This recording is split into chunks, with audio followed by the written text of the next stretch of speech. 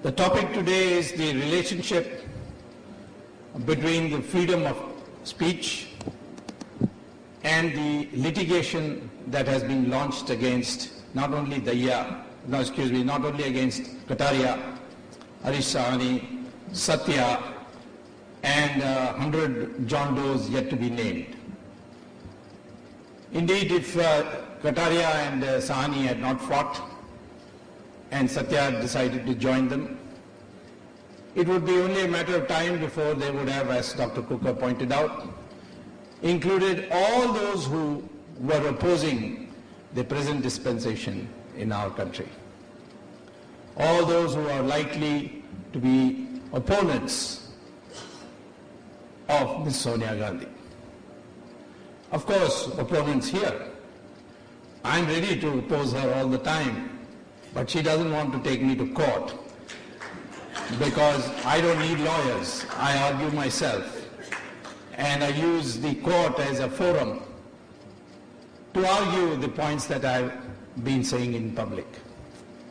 But because she thinks that you are busy people, you don't like the harassment of going to court, you don't want to waste your time on these peripheral matters, and going to court and sitting there for the day is a big harassment, and therefore you would surrender, and having surrendered, you would be an example for others, and the others would say, look what happened to these people, we don't want to get into this, better we keep our silence, let them loot the country, let them ruin the country. What we are sitting here in America, why should we oppose it? Let me remind you, the overseas Indians, particularly in the United States, played a major role in the restoration of democracy in the emergency. I had come here to argue the same question people used to ask us. We'll be targeted. Our passports will be cancelled. What is it that we can do here when you can't do it in India? I said, you have the freedom here to speak. Exercise it. It will develop its own momentum. And in the end, Mrs. Gandhi herself told me later on when she was re-elected in 1980, and she wanted a favor from me in dealing with China. At that time, I was chit-chatting with her and asked her about the emergency, and asked her, why did you do this foolish thing of declaring an election which defeated you? She said, the campaign let loose by the Indians abroad had spoiled my name all over the world, and that I could not continue forever without an election. That's why I did it. So the credit goes to you overseas Indians for the democracy, and today that same democracy is being threatened here. The connection between the freedom of speech and the Overseas Congress filing a defamation suit has been established by precedents in the American law. After all, what Sahani did was and his friends did, what Kataria did and others did, was to cooperate with people like Satya to put an ad in the New York Times. What has this got to do with freedom of speech? After all, you did exercise your freedom of speech by putting an ad. And now you're being made accountable for it. How does freedom of speech get threatened because somebody files a suit? A question can be asked. This precise question was raised in 1964 when the New York Times published an ad, like in this case, an ad about civil rights abuses in Alabama, and particularly targeting the police commissioner of the capital of Alabama. And that police commissioner went and filed a suit in the lower courts. And he claimed damages of $10 million. Those days, $10 million is probably more than $100 million today. The lower courts gave him the order, imposed the cost on New York Times of $10 million. They went and appealed to the state Supreme Court. State Supreme Court said, no, you have to pay. So they went to the Supreme Court finally and became the most classic and the most fundamental of cases called the New York Times versus the state of Alabama, the police commissioner of the state of Alabama. And this case is now laid the foundation for how to deal with defamation suits in the United States. In that, the Supreme Court said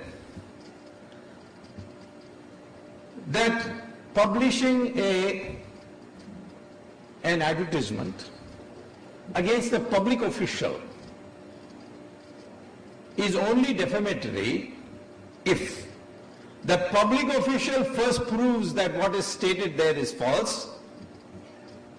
First. Second, the public official also proves that the New York Times knew it was false and yet published it. And three, that despite the fact that the people, the defendants, knew it was false and yet in reckless disregard of the truth went and nevertheless published it. Now they asked the police commissioner, can you prove that? So therefore the case they set aside and said, go back to the court and start all over again and prove that the New York Times advertisement was false. This of course the police commissioner couldn't do. Subsequently, this New York Times standard, which is called actual malice, it is a technical term, but don't you confuse it with the dictionary meaning of malice. Actual malice means knowing something to be false, in utter disregard of the truth, nevertheless publishing it. That is called actual malice. New York Times, after the New York Times judgment, the Supreme Court in a number of cases has extended the concept of public official to public figure, basketball player, public figure, lawyer appearing in a public case, public figure. You can even slander a lawyer, provided you can show that the occasion was a public occasion. So a number of, it's been widened and widened and widened. And Sonia Gandhi comes in the category of a public figure without any doubt. And therefore, if this case has to be at all won, leave aside all the technical points very validly raised by Daya. If even those technical points are set aside, if the case goes on, Sonia Gandhi has to prove by herself coming on the witness box, has to prove that whatever was written in that New York Times advertisement was not only false, but all those John Does knew it was false and yet they went and published it. Can she prove it? This is what the New York Times said. At the pain of litigation, at the pain of being sued for what you speak, if public figures are allowed to go to court and sue for defamation, then it will have a chilling effect on public debate. And democracy runs on public debate. Why are they making a separate category for public officials? In the case of a private person, if he files for defamation, the other side has to prove. The onus is on the other side. If it is a public person, the onus comes on you. Why? Why this reversal of the burden of proof? The reversal is because a public person can call a press conference and say, this is a lie. I challenge the defendants to prove it. Sonia Gandhi could have held a press conference and challenged Mr. Kataria and his friends to prove, saying this is false because of the following reasons. All the things that are said there, I'll go over it in a minute, every one of them has been taken from written records, and the lawyers for Mr. Kataria and others have in their answer, in their reply to their original petition, have indeed documented how they have taken it from public record, which has so far not been contradicted. So the connection is that if you impose the pain of litigation in a matter in a public domain, then that has a chilling effect on the debate in the country, and therefore it is a violation of the freedom of speech, and therefore a single case like this Kataria case is one that will affect your freedom of speech in the end. It will let loose a feeling which will chill further incentive to debate and discuss. And that is why it is centrally related, and this topic that you have chosen today is the most appropriate topic. This is not a case of Mr. Kataria fighting and you are standing by him because you know him. This is a case for all of us. It is a case of your freedom of speech. It's a case that in future you can live in this country, even though you live far away from India, you can live here without fear of the long arm of the Indian government coming and strangling your opinion.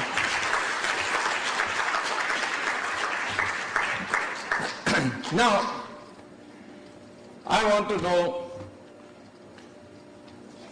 you may want to know what the charges are. These charges, they have quoted me. Strictly speaking, they should have sued me. I was itching that they would sue me, but I was not sued. Because I know how to handle this. Once Ramakrishna Hegde filed a 5 crore defamation suit, a 50 crore defamation suit against me. And I made his life so miserable that finally we withdrew the case. Many cases have been filed against me, and that's why finally all lawyers got together and told me, why don't you write a book? I said, I have no time to write a book, but I'll write an article.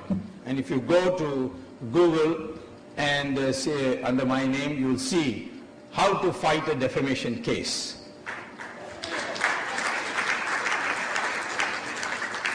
Against public figures today in the United States, it's impossible to be sued because the United States New York Standard has made it impossible. But in this case, you not only does she have to prove that what you said is false and show that you knew it is false, she will end up in cross-examination admitting that all this is true. Don't you think that we have a right in this country to know the antecedents, for us to know the antecedents of our leaders in our country? You have a right. Sonia Gandhi, is that her real name? Sonia Gandhi, is that her real name? Her birth certificate says her name is Antonia Maino. Her passport application, Indian passport application, also gives the name as Antonia Maino. So why is this name Sonia Gandhi being used? All right, Gandhi I can understand, she married Rajiv. But why Sonia? Because Sonia is not even an Italian name. It's a Russian name. Antonia is an Italian name. So why is Sonia Gandhi's name, why has she taken the name Sonia? Where did this come? Lots of rumors are spread. But the reason is that her father was in jail for 4 years as a prisoner of war. He had signed up with Hitler's army. Hitler's army went into Russia. So in Vladimir, near St. Petersburg, he was taken prisoner and kept in jail for 4 years. But unlike in all other German soldiers, where Russians never released them before 20 years, in his case they released him in 4, which is taken to mean that he must have capitulated and agreed to become a member of the KGB, and that is why he was let off. So, therefore, he came back and changed, he gave the names of Russian names to all his children. Of course, there's one point which I don't want to really get into it because it's irrelevant, but I think I'll mention it. According to Sonia Gandhi's birth certificate, she was born on 9th December 1944. But at that time, her father was in jail in Russia. Now, unless like Jesus Christ, some mystery, some immaculate conception took place, I'm not able to explain how this is possible, that she claims her father is Stefano Maino, when her father was in jail at that time. That leads to another mystery. In parliamentary records, Ms. Sonia Gandhi says she was born in Urbasano, near Turin. But the birth certificate says she was born in Louisiana, which is on the border with Switzerland. It was a resort town for the German soldiers during war. So why should you hide your place of birth unless you don't want your birth certificate to be known or you don't want people to investigate? So I leave that as an area of speculation which not connected with the... Of course, if she comes on court cross-examination, then the lawyers have a legitimate right to ask her, where were you born, on which date, who is your father, and where was he at that time. These are all permitted cross-examination.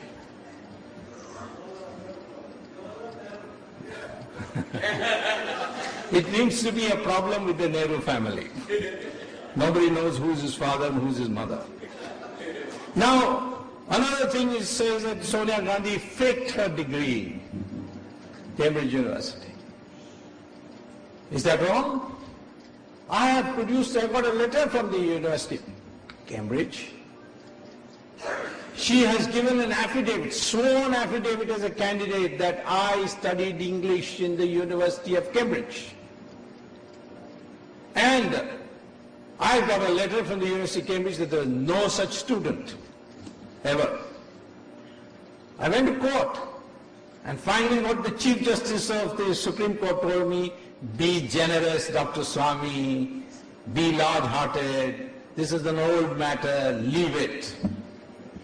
Of course, subsequently, Sonia Gandhi has dropped from her affidavit the claim that she was educated in the University of Cambridge. That itself is an admission of perjury, because in one affidavit you say you were, in another affidavit you say you keep silent on it. It means that you have admitted perjury. But unfortunately, our society is not tough enough. In any other country, if you had faked your educational degree, or even in our country, an ordinary man who gets an employment by faking his educational degree, he loses his job. And the Supreme Court has repeatedly upheld that one of the most heinous crimes is to fake your educational degree to get a job. And here, somebody who wants to rule the country has faked it. The only objection I have to Satya's advertisement in the New York Times is he says that she passed high school. She did not pass high school. Beyond 5th class, she did not study. In this, she shares a common educational background with Karunanidhi. Now, it says in the advertisement that she worked as an au pair. What did you work, miss? If you were not studying in the University of Cambridge, you were 5 years in England, how did you support yourself? Don't you think we have a right to ask this question? Even in marriages, we ask these questions. Where you study? Every detail is asked for. The antecedents are asked for. Why can't the antecedents of Sonia Gandhi be asked for? Where did you work? 5 years. Without a high school certificate, without a college degree. Where did you work in London? And for whom? The country has a right to know. I'm telling you, I have done an investigation. It is shocking what I found out. It is for her to say. If there's cross-examination, certainly she will be asked this question. Where did you work? Who were your employers? Can I not ask this question? If I apply for a job, the first thing they'll ask me who your previous employers were. And here you want to be the leader of the country. You have no right to ask this question. For that they are putting a defamation case in order to silence you so that you won't ask these questions again. In the citizenship question, is she a citizen of India? She is a registered citizen. she got the citizenship by registration. Of course, after almost 18 years, after being in India. But in the form which I got a photostat copy, which is there in my website, I've scanned it. It says, have you renounced your citizenship of that is Italy? And what does Sonia Gandhi write? Not applicable. Why? How can you write that? A junior officer objects to that. Say, no, you can't write that. You have to present a certificate from your government to say that you have renounced your Italian citizenship.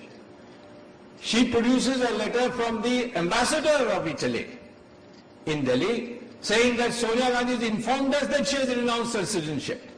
And Indira Gandhi orders that should be accepted.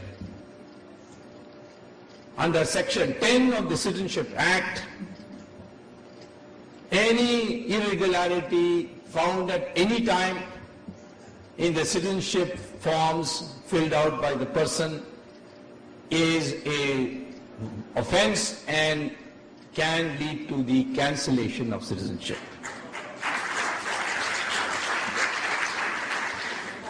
A new government in India, without Sonia's chamchas in it, can easily cancel her citizenship with one stroke of the pen. The Home Minister can write, I, having satisfied myself that Ms. Sonia Gandhi did not fill the application forms properly, hereby order the cancellation of her citizenship. So, her future is very bleak in this. But you can ask a question. She has connections with KGB. Well, I told you, her father was in jail. She has been accused by a person who was appointed as a member of a commission to investigate KGB affairs in Russia by President Yeltsin, who then wrote a book in which he said Rajiv Gandhi and her family were regular recipients of KGB money. And they were paid through companies set up by the family. It's there in black and white in Yevgeny Albat's book, The State Within State, the role of KGB in Russia. It's there in writing. And Yevgeny Albat came to Harvard to get a PhD, and I ran into her because every year I go to teach, and I saw her. I asked her. She said, yes, I saw the documents. These were given to me as a member of the commission. Then I asked the Americans, do you have a record? They said, it's all there in the libraries. So I went to the Harvard Library, downloaded it, filed it in the Delhi High Court. The Delhi High Court then issued notice to the CBI. Go find out. The CBI came back and reported the Russians are ready to give the originals and attest the copies, provided we give them a letter rogatory, which is a communication from the courts of India to the government of Russia.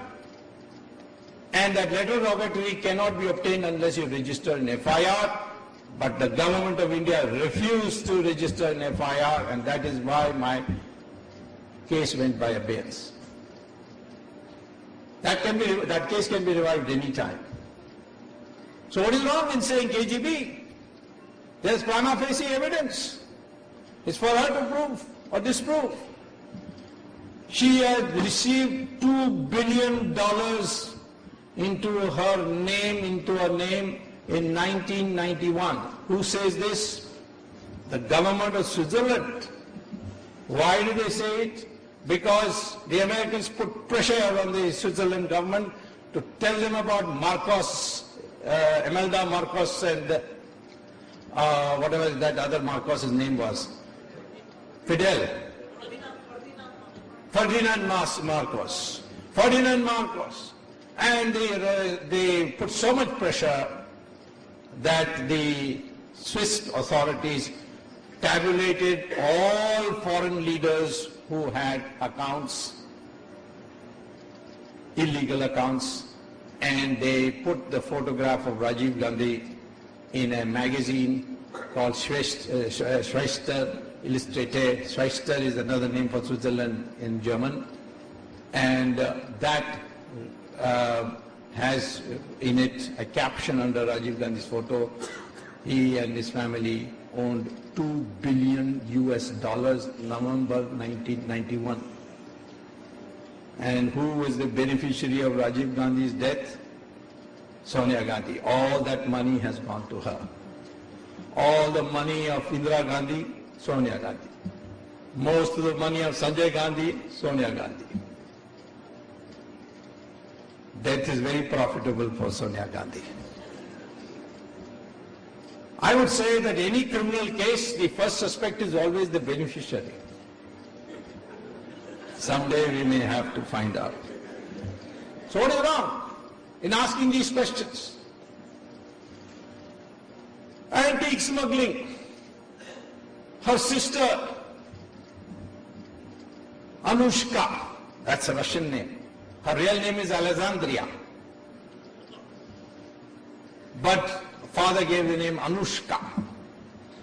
She has 2 shops in Italy. One is called Ethnica, meaning Rivolta, and another is called Ganapati, in the hometown of Sonia Gandhi's mother, or Bassano. And photographs have been produced, I've put it in court, and it shows antiques stolen from all over India. Who carted them there? The LTTE. People wouldn't believe me when I said that, but only now when the Italian government has announced that they have arrested 33 LTTE persons in Italy, that people have come to know maybe there is something after all. Quattrocchi used to sell weapons to the LTTE. And LTTE has a huge presence in Palermo and in Naples and Milan.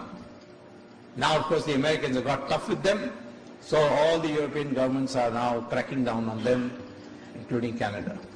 So, anyway, antique smuggling. Why should the sister of Sonia Gandhi have an antique shop in the first place of Indian antiques? So that these are smuggled, they will be kept in the shop, then they will prepare bogus bills and take it to London and auction it with Sotheby's and Christie's. This racket also I documented, court was convinced, issued notice to the CBI. CBI went to Italy, Italy wrote back, give us a letter rogatory. Need an FIR for that. Government of India said no. They will not register an FIR. The matter is there. No further. So, these are things which should shock you. Our own national wealth being squandered like this, taken abroad, stolen, put on Air India flights, using your government power to see it is not inspected. These are the things you brought, that this is a bogus Gandhi, she's not a real Gandhi. I have only one dispute, by the way, with all these websites about the legitimacy of the parentage of various Nehrus and Gandhis.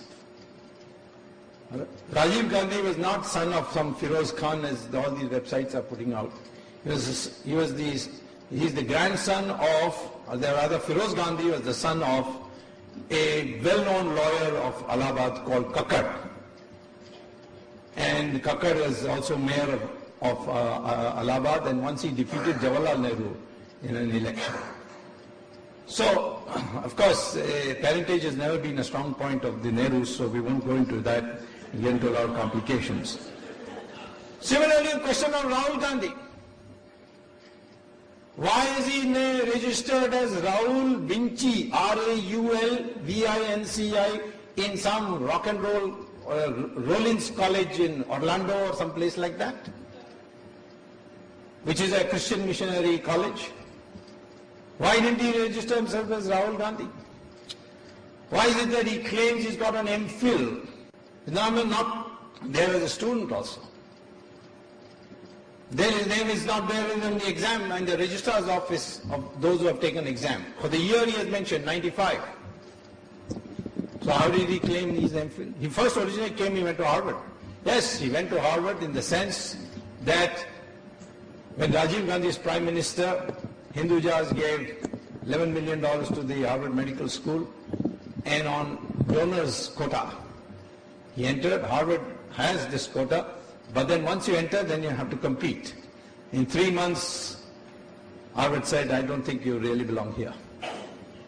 So he dropped out. So now he doesn't use the word Harvard. Unfortunately for him, someone like me is in politics in India who has long-standing connections with Harvard. Why you tell lies like this? Because in our country we respect education. We respect the Pandit. So you tell a lie about your education. All of us work so hard to pass examinations, get a degree. These guys don't do anything and they put themselves a degree in front. Is Rahul a citizen of India? Well, he was born in India. But then the Italian law says that if your mother is an Italian citizen at the time of your birth, which is 1970, which time Sonia Gandhi was a citizen, then you automatically become a citizen of Italy. And the law in India says you cannot be a citizen of India unless you renounce the citizenship of another country. Rahul Gandhi has never renounced that citizenship because you are required by law to declare and give a certificate from the Italian government, I have renounced my citizenship. In fact, he uses an Italian passport in the name of Rahul Vinci. Any time tomorrow a government comes to power which is doesn't have their sycophants in that government, or those who are blackmailed by them in the government, then you will see Rahul Gandhi also, you can send him off saying, you're not a citizen of India. One of the things that they have secretly kept, which I have fortunately got now, Rahul Gandhi had gone and got admission in St. Stephen's College on 2 grounds. A, he was a Christian in record, and B, he was a marksman rifle shooter. So on the sportsman quota he was given admission, not on grades. But he failed there because he couldn't pass the Hindi exam. And he is representing the state of Uttar Pradesh today. This is the person who needs to be shown that he has nothing to do with Gandhi. Gandhi was a man who became barrister, made a name as a lawyer in South Africa, gave it all up for the country. And you come with using that name. The Indians have a right to say you are an imposter, you don't belong here.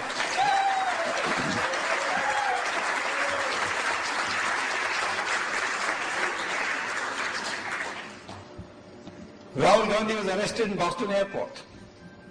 He had $160,000 in cash. In the United States, you can't enter with $10,000, more than $10,000 without declaring it. Didn't declare it. Got caught. He had with him a friend by name Veronique Cartelli, citizen, passport holder of Spain, father Colombian.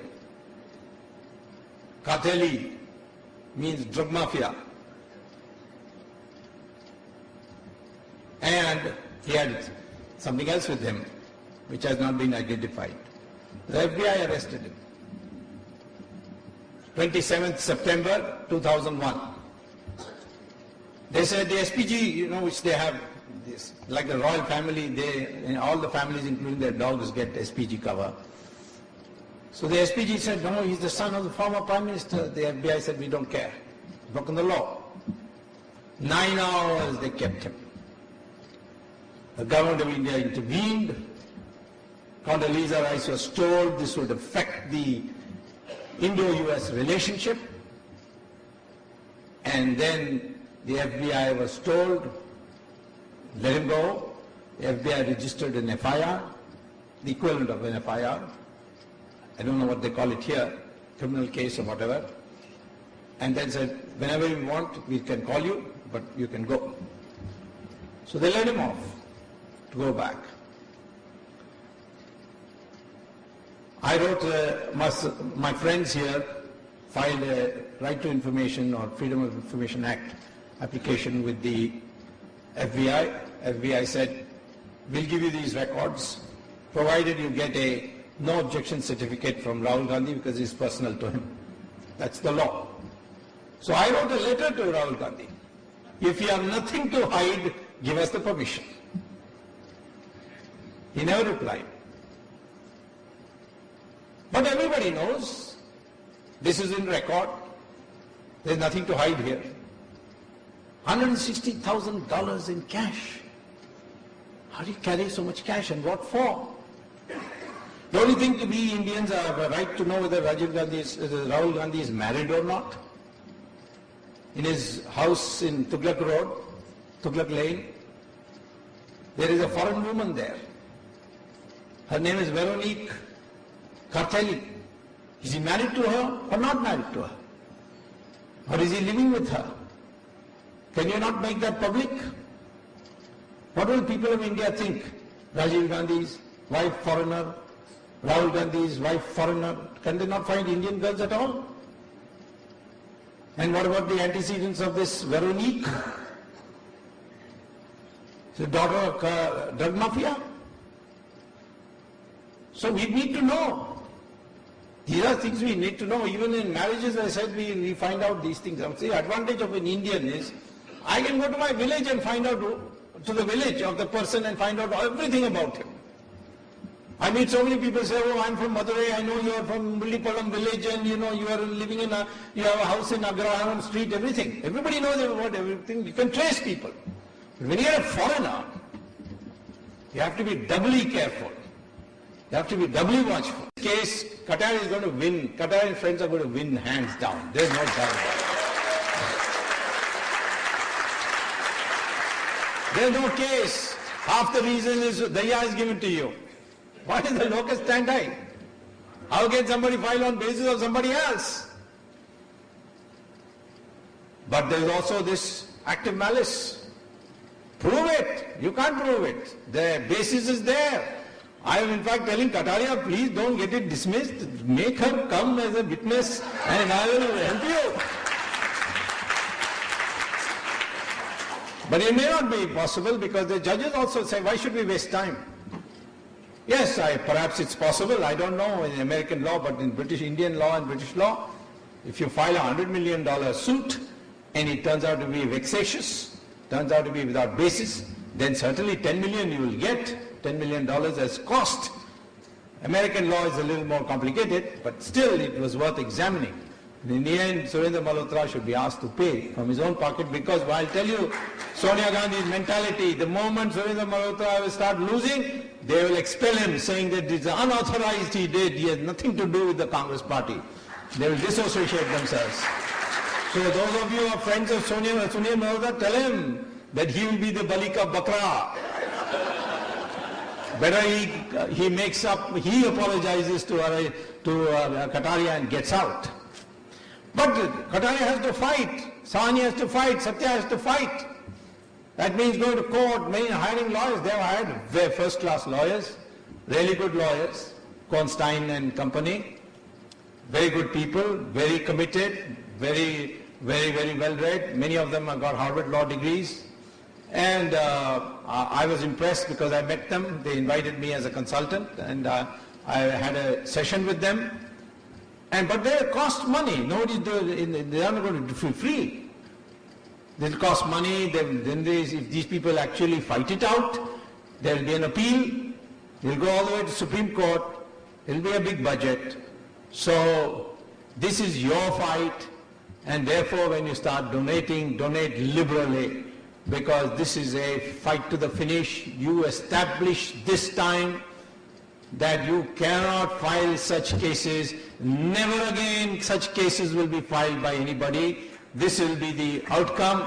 Just as I have proved in India that after Ramakrishna Hegde had to humiliate himself by withdrawing the case, since then nobody is daring to file cases even though I make statements. Of course I never make irresponsible statements. I back them with data. You have to establish these lampposts. After the New York Times standard, nobody dares to file cases against the media in this country because they know that the New York Times standard is there in the background. Same way, this time also, if this happens, the people in India will know that through the Consul General and through the ambassador and through by using their levers, they cannot blackmail the Indian community into submission.